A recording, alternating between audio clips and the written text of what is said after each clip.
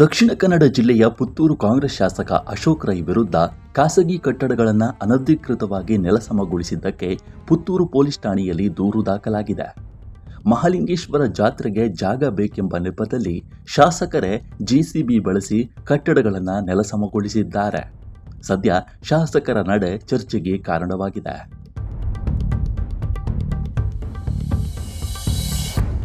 ಹೌದು, ಪುತ್ತೂರು ಕಾಂಗ್ರೆಸ್ ಶಾಸಕ ಅಶೋಕ್ ರೈ ಸ್ವತಃ ಜೆಸಿಬಿ ಚಲಾಯಿಸಿ ಖಾಸಗಿ ಕಟ್ಟಡವನ್ನು ಅನಧಿಕೃತವಾಗಿ ನೆಲಸಮಗೊಳಿಸಿರುವ ಘಟನೆ ದಕ್ಷಿಣ ಕನ್ನಡ ಜಿಲ್ಲೆಯ ಪುತ್ತೂರಿನ ಸುಪ್ರಸಿದ್ಧ ಮಹಾಲಿಂಗೇಶ್ವರ ದೇವಸ್ಥಾನದ ಬಳಿ ಇರುವ ಖಾಸಗಿ ಜಾಗದಲ್ಲಿ ನಡೆದಿದೆ.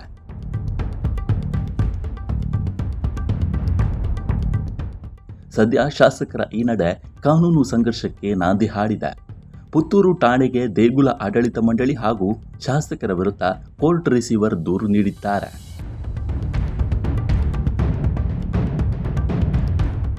ಜಿಲ್ಲೆಯ ಪುತ್ತೂರಿನ ಸುಪ್ರಸಿದ್ಧ ಮಹಾಲಿಂಗೇಶ್ವರ ದೇವಸ್ಥಾನದ ಬಳಿ ಖಾಸಗಿ ಜಾಗವಿದೆ.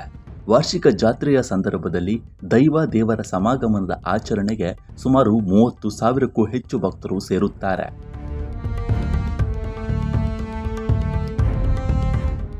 ಈ ಆಚರಣೆಗೆ ಜಾಗದ ಅಭಾವವಿದೆ ಎಂಬ ಕಾರಣ ನೀಡಿ ಶಾಸಕ ಅಶೋಕ್ ರೈ ಅವರು ಜೆಸಿಬಿ ಮೂಲಕ ಅಲ್ಲಿನ ಖಾಸಗಿ ಕಟ್ಟಡಗಳನ್ನು ನೆಲಸಮಗೊಳಿಸಿದ್ದಾರೆ. ಇನ್ನು ಕಟ್ಟಡ ನೆಲಸಮ ಮಾಡಲು ಕೋರ್ಟ್ ಅನುಮತಿ ಇದೆ ಎಂದು ಹೇಳಿದ್ದಾರೆ. ಆದರೆ ಕಟ್ಟಡ ನೆಲಸಮ ಮಾಡಲು ಕೋರ್ಟ್ನಿಂದ ಯಾವುದೇ ಆದೇಶ ಮಾಡಿರಲಿಲ್ಲ. ಹೀಗಾಗಿ ಇದು ಸದ್ಯ ವಿವಾದಕ್ಕೆ ಕಾರಣವಾಗಿದೆ ಎನ್ನಲಾಗ್ತಿದೆ.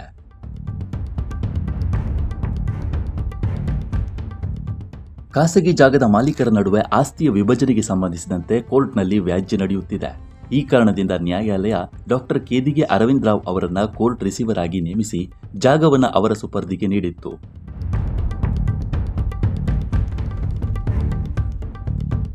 ಕೋರ್ಟ್ ಸುಪರ್ದಿಯಲ್ಲಿರುವ ಜಾಗದಲ್ಲಿ ಕಾನೂನು ಬಾಹಿರವಾಗಿ ಪ್ರವೇಶಿಸಿ ಕಟ್ಟಡ ಧ್ವಂಸಗೊಳಿಸಿರುವುದು ಇದೀಗ ವಿವಾದಕ್ಕೆ ಎಡೆಮಾಡಿಕೊಟ್ಟಿದೆ. ಈ ಘಟನೆಗೆ ಸಂಬಂಧಿಸಿದಂತೆ court receiver doctor Kedige Aravind Rao ಅವರು ಪುತ್ತೂರು ಪೊಲೀಸ್ ಠಾಣೆಗೆ ದೂರು ನೀಡಿದ್ದಾರೆ.